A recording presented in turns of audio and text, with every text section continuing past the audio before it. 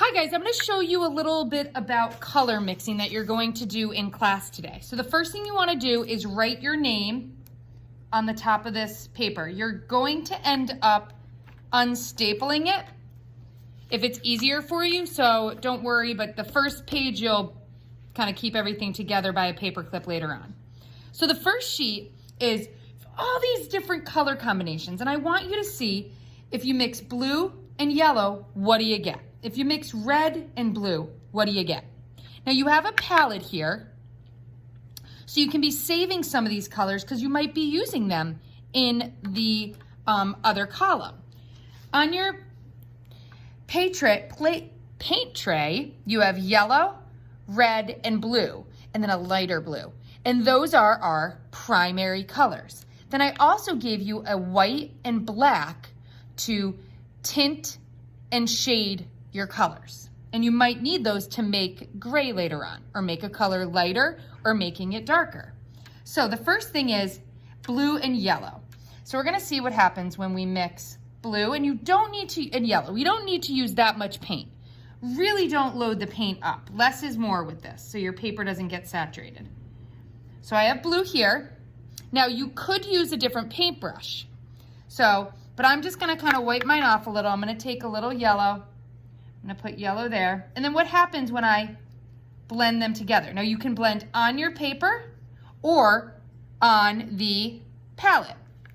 So if I mix right here, yellow and blue, I get green. And then green's right here. So then I could look around and say, where else do I need green? Oh, I need green here. And I need green here. And that looks up green here. So now I've painted in all my green spots that I've just made. Now, I'm gonna rinse my paintbrush, and I have to do red and blue. So if I take red, a little bit, don't need a lot, and if you wanna use two paintbrushes, you can. I'm gonna wipe off the red, grab a little bit of blue, and then if I come over on my palette and I mix red and blue, I'm going to get, I have to take even the colors out on my brush. It's like science when you're blending. You might need a little more of one color than you will than the other. So now, red and blue makes purple. Now while I have the purple on my brush, I should find where else I'm gonna need purple.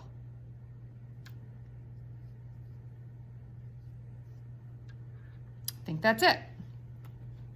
So now I'm just gonna try the last combination, and it is yellow and red. So I'm gonna wipe off my paintbrush again, a little bit of red. So now on my palette, I'm gonna take yellow and red, just a little red. When I mix those together, make a little bit more of this color. I think I need it in a few more spots. Yellow and red makes, you got it, orange. You learned this way back at Lyman and Brewster, so we're just reviewing it.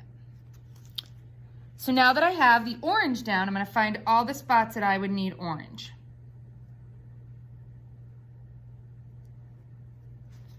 So, by looking back here, blue and yellow make green, red and blue make purple, and yellow and red make orange. So by using my three primary colors, I can make the three secondary colors. Now from here, we're gonna make some other color mixtures.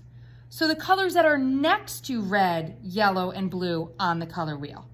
So red and orange, when I take those colors and mix them together, I should get a red-orange. So I'm gonna paint red.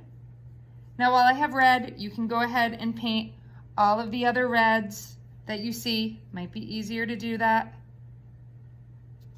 Then I'm gonna take the orange that I made over here and I'm gonna blend these two together. And what it makes is more of a red-orange. And I can put this here. Might have to add a tiny bit more yellow to it. There we go. Same with I'm gonna wash my paintbrush off a little. And anytime you wanna go to the sink to wash your palette of water, your thing of water, and your paintbrush, just let me know, raise your hand, and you can go ahead and do that and wash it. So red and purple are gonna make a red-purple, and we'll work our way down. So if I mix the purple that I made with a little bit of red, it's gonna be more of a red-purple. It's all about mixing it until you get the right combination. There we go. So a closer look at this, can see the very subtle differences of those two. And then we'll work our way down. Then on the next sheet, let's see if I can grab it.